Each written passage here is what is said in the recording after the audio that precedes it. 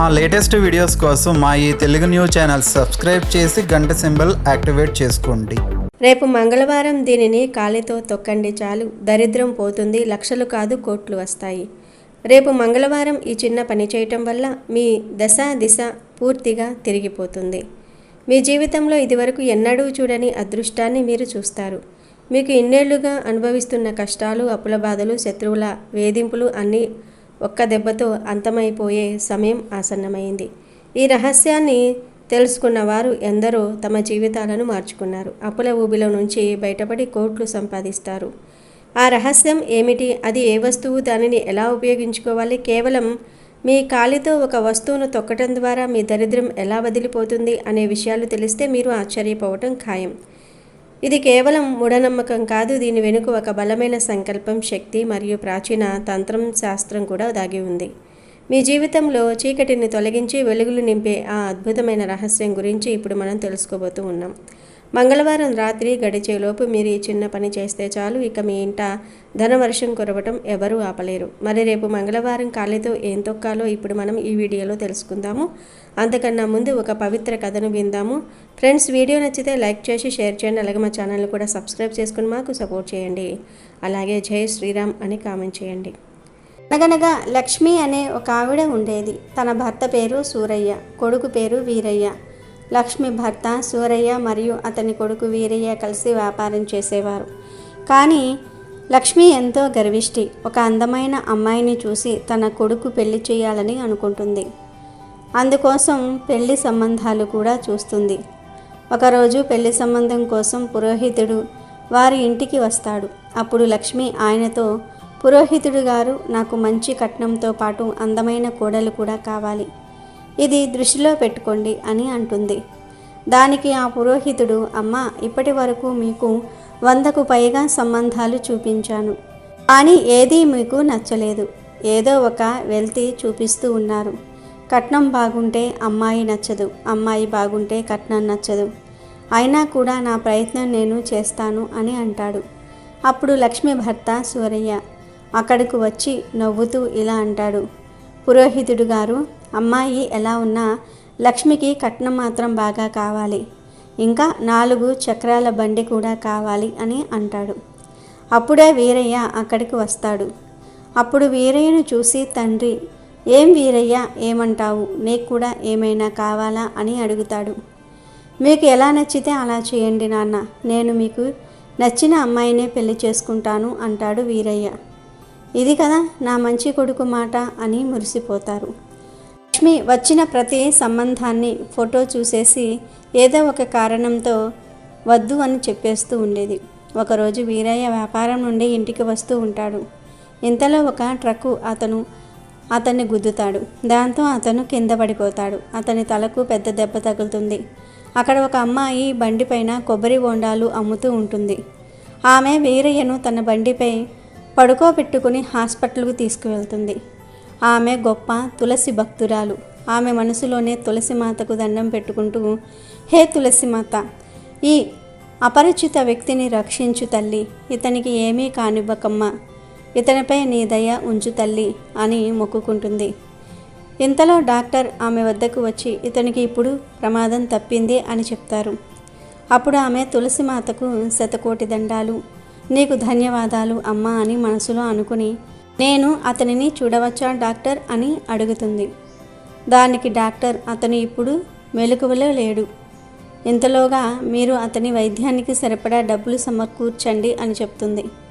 అప్పుడు ఆ మహిళ, నా దగ్గర అయితే అన్ని డబ్బులు లేవండి డాక్టర్ గారు, అతనికి మెలకువ రానివ్వండి, అప్పుడు వాళ్ళ ఇంట్లో వాళ్లకు చెప్దాము అని అంటుంది. సరే అంటారు డాక్టర్ గారు. కొంచెం సేపటికి వీరయ్యకు మెలకువ వస్తుంది. అతను డాక్టర్తో, డాక్టర్ గారు, నన్ను ఇక్కడికి ఎవరు తీసుకొచ్చారు, నా ప్రాణాలు ఎవరు కాపాడారు అని అడుగుతాడు. ఒక అమ్మాయి ఉంది, ఇప్పుడే పిలుస్తాను. ఆ అమ్మాయిని నర్సు వెళ్ళి పిలుచుకుని వస్తుంది. అప్పుడు వీరయ్య ఆమెతో, నా ప్రాణాలు కాపాడినందుకు నీకు నా హృదయపూర్వక ధన్యవాదాలు అని చెప్తాడు. మీ ఉపకారాన్ని నేను ఎప్పటికీ మర్చిపోలేను అని అంటాడు. అప్పుడు ఆమె, అయ్యో, ఒక మనిషిగా ఇది నా బాధ్యత, మీరు నా స్థానంలో ఉన్న మీరు కూడా అదే చేసేవారు అని అంటుంది. ఇంతలో వీరయ్య, మీ పేరు తెలుసుకోవచ్చా అని ఆమెను అడుగుతాడు. నా పేరు సుమతి అని చెప్తుంది. మీరు అక్కడ ఏం చేస్తూ ఉన్నారు అని మళ్ళీ అడుగుతాడు వీరయ్య. నేను అక్కడ కొబ్బరి బొండాలు అమ్ముతున్నానండి అని చెప్తుంది ఆమె. కొంచెం సేపటి తర్వాత వీరయ్య అమ్మా నాన్న అక్కడికి వస్తారు. వాళ్ళు కూడా సుమతికి ధన్యవాదాలు తెలియజేస్తారు. తర్వాత సుమతి అక్కడి నుంచి వెళ్ళిపోతుంది. కానీ వీరయ్య సుమతి గురించి ఆలోచిస్తూ ఉంటాడు. అతనికి పూర్తిగా తగ్గిపోయాక ఎక్కడైతే ఆమె కొబ్బరి బొండాలు అమ్ముతుందో అక్కడికి వెళ్తాడు. అక్కడికి వెళ్ళి వీరయ్య సుమతితో మాట్లాడుతూ ఉంటాడు. మీ ఇంట్లో ఎవరెవరు ఉంటారు అని సుమతిని అడుగుతాడు. నాకు అమ్మ ఒక్కతే ఉందండి. తనకు పెరాలసిస్ వచ్చింది. అందుకే తను ఏమీ చేయలేదు. అందుకే నేనే అన్నీ చూసుకుంటూ ఉంటాను. 2 ఏళ్ల క్రితమే మా నాన్నగారు చనిపోయారు అని చెప్తుంది సుమతి. సుమతితో మాట్లాడాక వీరయ్య ఇంటికి వస్తాడు. తర్వాత తన తల్లిదండ్రులతో ఇలా అంటాడు.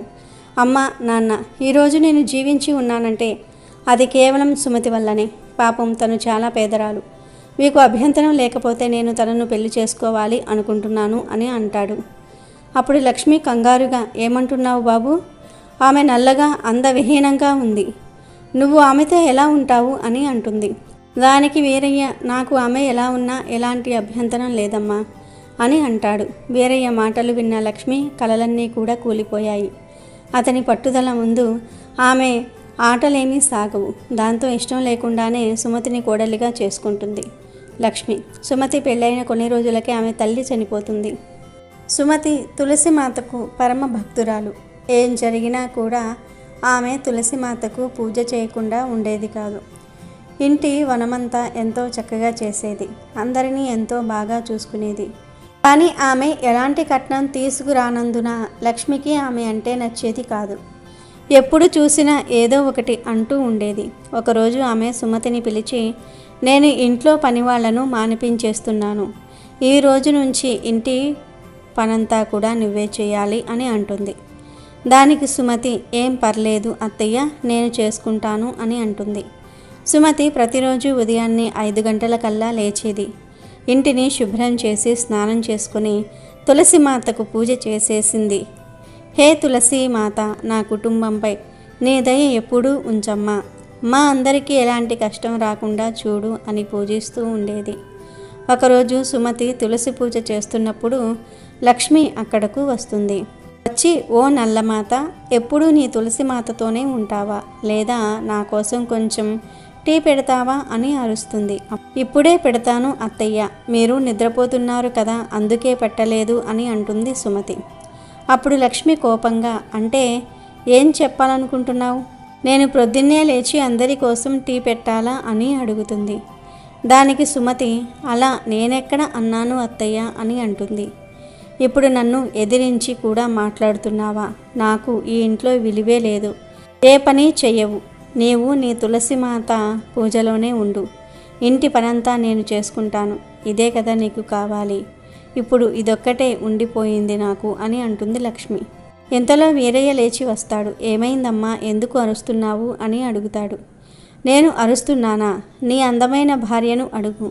ఇప్పటి వరకు నాకు టీ కూడా ఇవ్వలేదు. నేను పొద్దెక్కేదాకా పడుకుంటున్నానని నాతో వాదిస్తుంది. ఈరోజు చూడడానికైనా నిన్ను ఇంతలా పెంచి పెద్ద చేశాను అని అంటుంది లక్ష్మి. అప్పుడు వీరయ్య, ఏంటి సుమతి, నువ్వు అమ్మతో ఎందుకు అలా మాట్లాడావు అని అడుగుతాడు. దానికి సుమతి, లేదండి, నేను అత్తగారితో అలా మాట్లాడలేదు అంటుంది. సరే సరే, ఏం జరిగినా మా అమ్మకు ఇంత కూడా ఇబ్బంది కలగకూడదు అని వీరయ్య సుమతికి చెప్పి అక్కడి నుండి వెళ్ళిపోతాడు. తర్వాత రోజుల్లో లక్ష్మి ఏదో ఒకటి చేసి సుమతిని ఇబ్బంది పెడుతూ ఉండేది. భర్త సూరయ్య ఎంత నచ్చ చెప్పినా కూడా ఆమె వినేది కాదు. నువ్వు చేసిన వాటికి ఫలితం అనుభవించే రోజు దగ్గరలోనే ఉంది లక్ష్మి. ఇంత మంచి కోడలు అదృష్టవంతులకే లభిస్తుంది. నువ్వు చూస్తే అందం, డబ్బులు కావాలంటావు. నిన్ను ఆ దేవుడు కూడా మార్చలేడు అని అంటాడు సూరయ్య. అప్పుడు లక్ష్మి, మీరే మెచ్చుకోవాలి ఆమెను. అందం లేదు, పైగా డబ్బు లేదు. ఇక్కడికి వచ్చి అర్హతే లేదు ఈమెకు అని అంటుంది.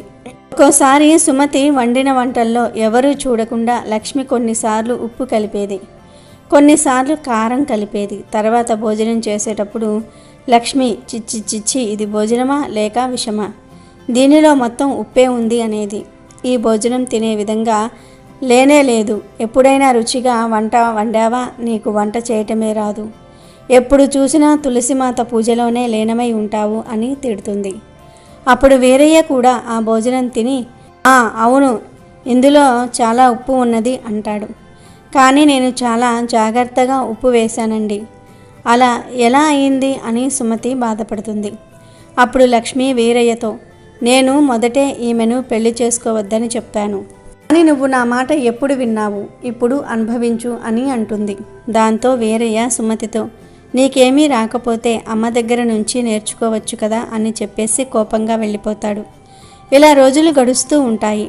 సుమతి అత్తగారు పెట్టే బాధలన్నీ కూడా భరిస్తుంది. పెళ్ళై 2 ఏళ్ళు అవుతుంది, కానీ ఇంకా ఆమె తల్లి కాలేదు. ఇప్పుడు లక్ష్మి ఆ విషయం మీద సుమతిని సతాయించటం మొదలు పెడుతుంది. ఒకరోజు ఆమె వీరయ్యతో, ఈమె దేనికి పనికిరాదు వీరయ్య, ఇప్పుడైనా నా మాట విని ఈమెని వదిలేసి 2వ పెళ్లి చేసుకో, అందరం హాయిగా ఉంటాం. అసలు ఈమెలో ఉన్నదేమిటి? ఇప్పటి వరకు ఇంటికి ఒక వారసుని కూడా ఇవ్వలేదు అని అంటుంది. అప్పుడు వీరయ్య కూడా తల్లి మాటలు వినటం మొదలుపెట్టాడు. ప్రతి విషయానికి సుమతిని దోషిగా మాట్లాడేవాడు. అతను కూడా 2వ పెళ్లి గురించి ఆలోచించడం మొదలు పెడతాడు. అమ్మా, కావాలంటే నాకు 2వ పెళ్లి కోసం అమ్మాయిని వెతుకు అని అంటాడు. అప్పుడు లక్ష్మి ఎంతో సంతోషించి, ఇప్పుడు కదా తెలివైన మాట చెప్పావు, నేను రేపే పురోహితుడితో మాట్లాడతాను అని అంటుంది. మరుసటి రోజు లక్ష్మి పురోహితుడిని పిలిచి మాట్లాడుతుంది.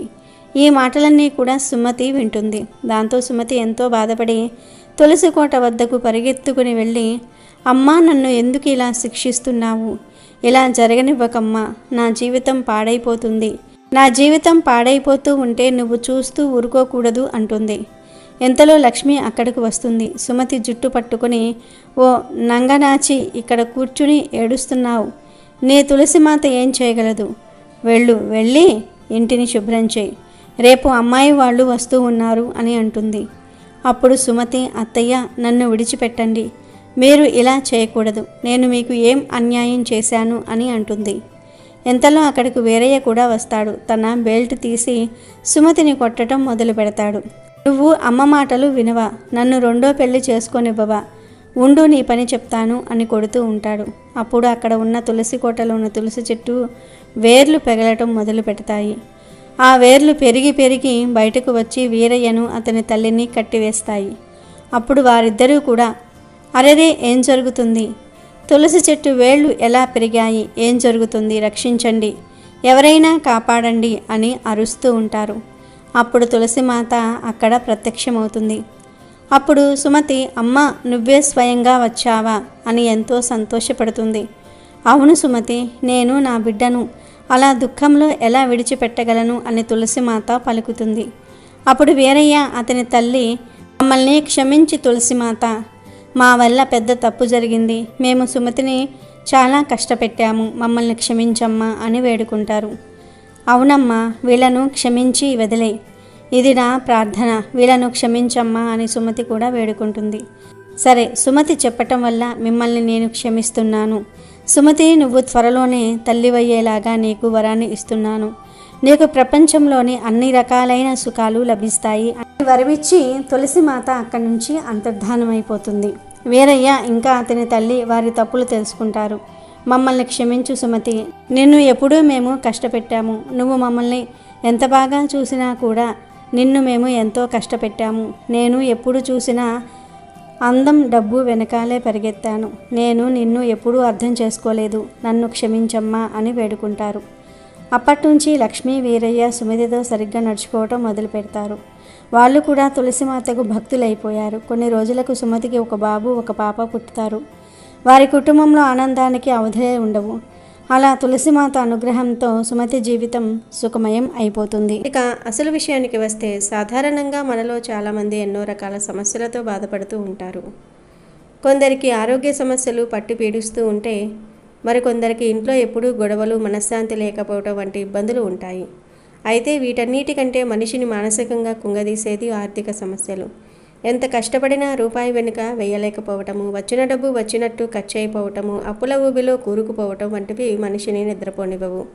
చాలామంది చెప్తూ ఉంటారు, మేము పగలు రాత్రి కష్టపడుతూ ఉన్నాము, లక్షల్లో సంపాదిస్తూ ఉన్నాం, కానీ సాయంత్రానికి చేతిలో చిల్లిగవ్వ కూడా మిగలటం లేదు అని.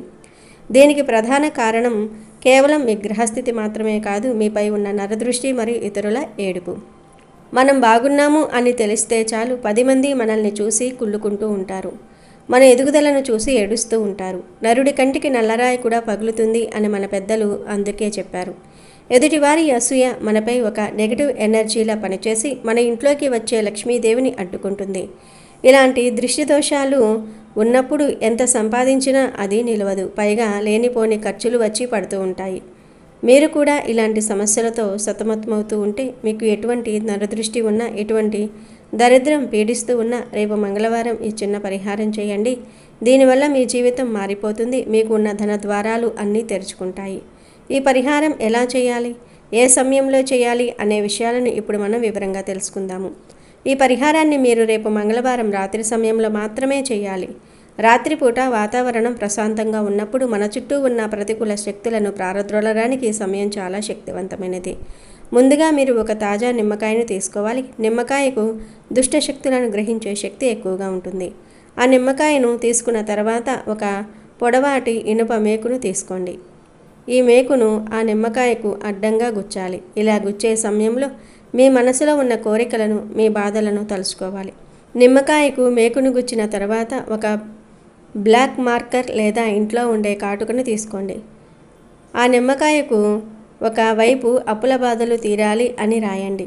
మీకు ఉన్న ఆర్థిక ఇబ్బందులన్నీ తొలగిపోవాలని కోరుకుంటే ఇలా రాయాలి. ఇక నిమ్మకాయకు రెండో వైపు శత్రు బాధలు తొలగిపోవాలి అని రాయాలి. మన చుట్టూ ఉంటూ మనకు తెలియకుండానే మనకు కీడు చేసే శత్రువుల దృష్టి, వారి ఏడుపు మనపై పడకుండా ఉండాలని సంకల్పం చెప్పుకుంటూ ఇలా రాయాలి. ఈ విధంగా సిద్ధం చేసుకున్న నిమ్మకాయను మీ చేతిలో పట్టుకుని మీ ఇష్టదైవాన్ని లేదా హనుమంతుణ్ణి మనసులో తలుచుకోండి. మీకు ఉన్న సమస్యలన్నీ ఈ నిమ్మకాయతో పాటు పోవాలని బలంగా కోరుకోండి. ఇలా సంకల్పం చెప్పుకున్న తర్వాత ఆ నిమ్మకాయను తీసుకొని మీ ఇంటి ప్రధాన ద్వారం బయటకు రావాలి. బయటకు వచ్చిన తర్వాత ఆ నిమ్మకాయను నేలపై పెట్టి మీ ఎడమకాలితో బలంగా తొక్కాలి. ఆ నిమ్మకాయ చితికిపోయేలా తొక్కటం చాలా ముఖ్యం. మీ ఎడమకాలితో తొక్కినప్పుడు మీలో ఉన్న నెగిటివ్ ఎనర్జీ, మీ దరిద్రము, మీకు తగిలిన నరదృష్టి అన్నీ ఆ నిమ్మకాయతో పాటు అణిచివేయబడతాయి. నిమ్మకాయను తొక్కిన తర్వాత పొరపాటున కూడా వెనక్కి తిరిగి చూడకుండా నేరుగా ఇంటి లోపలికి వచ్చేయాలి. లోపలికి వచ్చిన వెంటనే కాళ్ళు చేతులు శుభ్రంగా కడుక్కుని ముఖం కడుక్కోవాలి. ఈ ప్రక్రియ చేస్తున్నంతసేపు ఎవరితోనూ మాట్లాడకూడదు. ఈ పరిహారం చేయటం వల్ల మీకు ఉన్న ప్రతికూల శక్తులన్నీ తొలగిపోయి సానుకూల శక్తి మీ ఇంట్లోకి ప్రవేశిస్తుంది. ధనలాభం కలగడానికి ఉన్న అడ్డంకులన్నీ తొలగిపోతాయి. మంగళవారం రోజున ఈ పరిహారం చేయటం వెనుక ఒక విశిష్టత ఉంది. మంగళవారం కుజుడికి మరియు హనుమంతుడికి ఇష్టమైన రోజు. కుజుడు మనకు ధైర్యాన్ని, స్థిరాస్తులను ఇస్తే, హనుమంతుడు మనకున్న పీడలను, శత్రువులను తొలగిస్తాడు. అందుకే ఈ రోజున నిమ్మకాయతో చేసే ఈ పరిహారం చాలా వేగంగా ఫలితాలను ఇస్తుంది. ముఖ్యంగా నరదృష్టి వల్ల బిజినెస్లో లాభాలు లేనివారు, ఉద్యోగంలో ఒత్తిడి ఎదుర్కొనేవారు ఈ పని తప్పకుండా చేయాలి.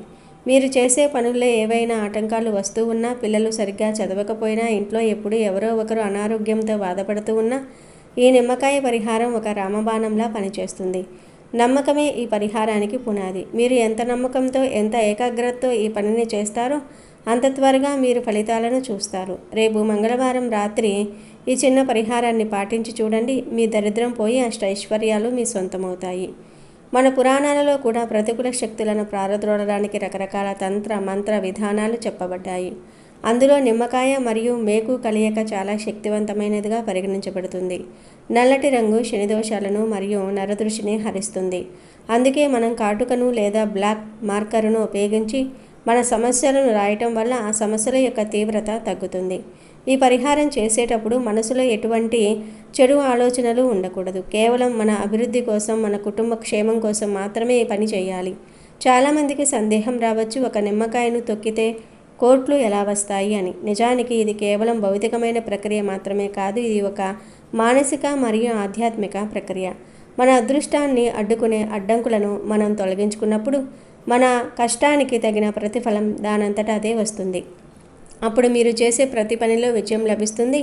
ధనం వృద్ధి చెందుతుంది. కాబట్టి రేపు మంగళవారం రాత్రి ఈ పరిహారాన్ని మర్చిపోకుండా చేయండి. నిమ్మకాయను తొక్కేటప్పుడు ఆ సమస్యలన్నీ మీ పాదాల కింద నలిగిపోతున్నాయని, రేపటి నుండి మీకు కొత్త జీవితం మొదలవుతుందని దృఢంగా నమ్మండి.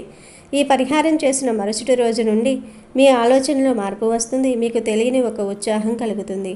ఆర్థికంగా కొత్త అవకాశాలు మీ తలుపు తడతాయి. అప్పుల బాధల నుండి విముక్తి పొందడానికి మార్గాలు కనిపిస్తాయి. ఇతరుల ఏడుపు మీ మీద ఏమాత్రం ప్రభావం చూపదు. మీ ఇల్లు లక్ష్మీ నివాసంగా మారుతుంది. ఈ రహస్య పరిహారాన్ని పాటించి మీ జీవితాన్ని సుఖమయంగా మార్చుకోండి, ఆనందంగా జీవించండి. వీడియో నచ్చితే లైక్ చేయండి, షేర్ చేయండి, బట్ సబ్స్క్రైబ్ చేసుకోవడం మర్చిపోవద్దు.